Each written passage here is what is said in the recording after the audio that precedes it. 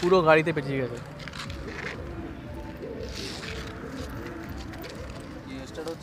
Start হচ্ছে না। এই মালাটা পুরো কেটে, মানে এই ঘুড়ির সুতোয় পুরো মালাটা কেটে গেল, কেটে পুরো গাড়িতে জড়িয়ে গেছে। কি ডেঞ্জারাস বলো তো, হাইওয়েতে এরকম হচ্ছে। পুরো মালাটা কেন কেটে, এত বড় মালাটা কেটে হাফ হয়ে গেছে। হ্যাঁ, এইটা আবার কি হয়েছে গো? এইটা তো তোমার, ও এই ফাইবারে পুরো কেটে ঢুকেছে সুতোটা। কেটে ঢুকেছে না? হ্যাঁ, এই দেখো, এই যে এদিকে আসো, এদিকে আসো, মানে গরম হয়ে ঢুকে এরকম হয়ে গেছে। হ্যাঁ, কেটে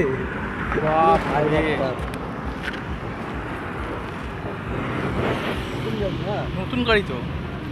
কি অবস্থা! মানে মানে মানে এটা যে কারো মানে গলায় লাগতো, পুরো গলা কেটে বেরিয়ে যেত। গলা টাইম দেবে না বেশি। কি অবস্থা!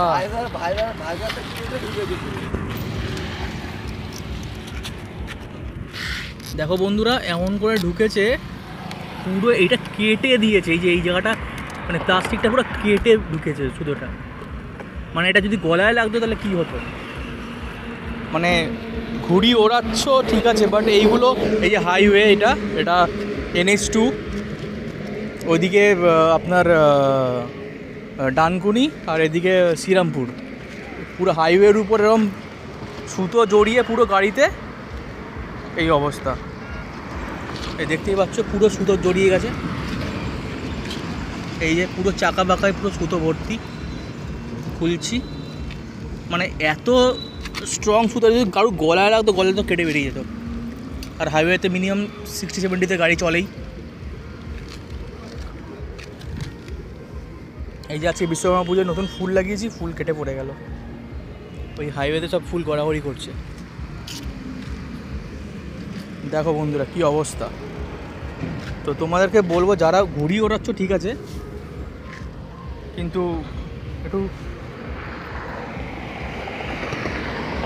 আর যারা গাড়ি চালাচ্ছেন আপনারা একটু দেখে শুনে অ্যাটলিস্ট আজকের দিনটা একটু গাড়ি চালাবেন, যাতে কোনো অঘটন না ঘটে।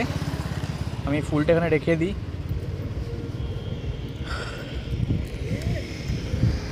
চলো যাওয়া যাক, টাটা। হ্যালো বন্ধুরা, তো তোমরা দেখতেই পেলে কি আমি আজকে গাড়ি নিয়ে ফিরছিলাম NH2 থেকে। তো এরম মাঝ রাস্তায় আমার গাড়ি যেই ফুলটা লাগানো ছিল বিশ্বকর্মা পুজো, তো ওটা ছিঁড়ে পড়ে যাচ্ছিলো। তো আমি হঠাৎ করে গাড়ি দাঁড় করে দেখলাম যে কী হচ্ছে। তো দেখলাম যে ঘড়ির সুতো এসে মালাটাকে ছিঁড়ে দিয়েছে, আর আমার পুরো পায়ে, গাড়িতে পুরো একদম, মানে ঘড়ির সুতো পুরো একদম জড়িয়ে গেছে।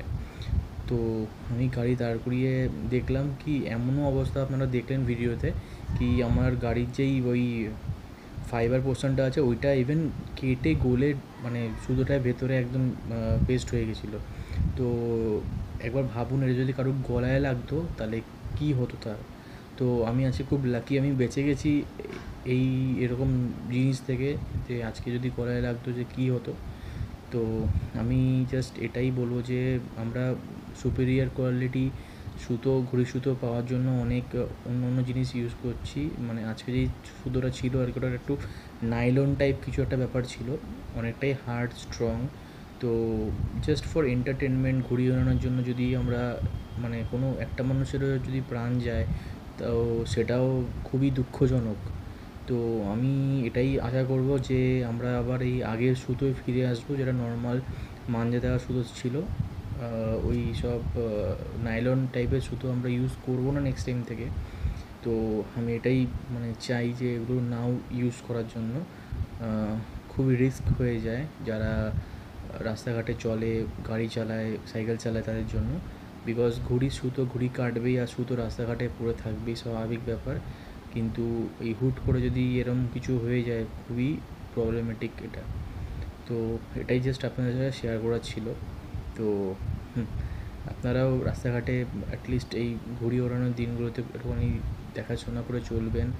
হ্যাঁ, মানে সুতো যেখানে সেখানে থাকতে পারে, খুবই এটা মানে বিপজ্জনক। তো ঠিক আছে, সবাই সাবধানে থাকবেন, ভালো থাকবেন, সুস্থ থাকবেন। টাটা।